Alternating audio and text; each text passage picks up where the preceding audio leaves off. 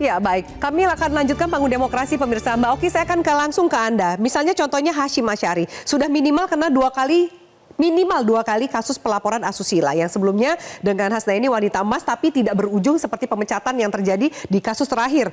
Laporan yang masuk ke DKPP bukan hanya Hashim yang berhadapan dengan kasus asusila. Dari 2017 sampai 2023 DKPP menangani 25 laporan kekerasan seksual. Tapi mengapa kasus relasi kuasa terutama dalam kasus asusila ini sering tidak terproses sampai selesai, Mbak Oki? Ya, sebelum ke situ, Afis, saya mau menyambung sedikit pembicaraan sebelumnya, karena kebetulan ini saya menambahi dari perspektif yang berbeda. Jadi kita tidak bisa melihat kasus Ketua KPU ini sebagai sesuatu yang terpisah dari kondisi Indonesia hari ini. Selain Ketua KPU, kita tahu ada pimpinan MK yang juga kena kasus, kena masalah etika, lalu Ketua KPK, lalu kemudian Bawaslu sebelumnya juga dinyatakan melanggar etika. Nah, di sini kita bisa melihat bahwa kasus Ketua KPU ini tidak unik, tidak hanya terjadi pada Ketua KPU dan lembaga KPU, tapi terjadi pada lembaga-lembaga demokrasi di era Presiden Jokowi. Jadi saya melihat ini memang sedang ada pembusukan demokrasi melalui pembusukan institusi-institusi demokrasi. Dan saya sepakat bahwa proses rekrutmen menjadi awal dari ini semua. Tapi kemudian kita harus mencari akarnya dari awal. Ketika bicara tentang tim pansel, tim seleksi, siapa yang menentukan itu? Presiden. Jadi di situ tetap harus kita mempertanyakan bagaimana proses pemilihan tim panselnya, lalu kemudian panselnya bagaimana melaksanakan seleksinya, hingga kemudian DPR. Dan kita tahu semuanya memang betul hanya mengamankan kepentingan, bukan mencari sosok terbaik, sosok yang paling berintegritas untuk menjalankan tugasnya. Lalu soal kasus asusila ini.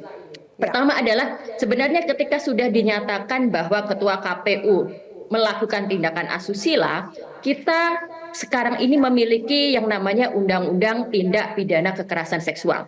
Jadi sebenarnya ini tidak lagi berhenti di persoalan etika atau persoalan internal KPU, tapi ini sudah menjadi sebuah tindak pidana, tindakan yang bisa diproses secara hukum.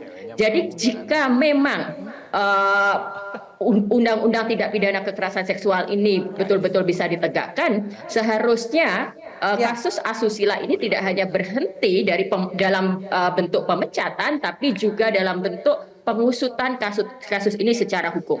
Lalu berikutnya yang juga terkait dengan hal ini, ketika kita mendengarkan bagaimana putusan dari peradilan etika atau tim etik KPU itu, kita bisa mendengar bahwa Ketua KPU itu melakukan penyalahgunaan fasilitas negara. Dia melakukan tindakan yang dikatakan asusila itu dalam posisi dia sebagai Ketua KPU. Dia menggunakan dana KPU untuk pergi ke Belanda, untuk melaksanakan tugasnya, lalu kemudian melakukan tindakan asusila itu.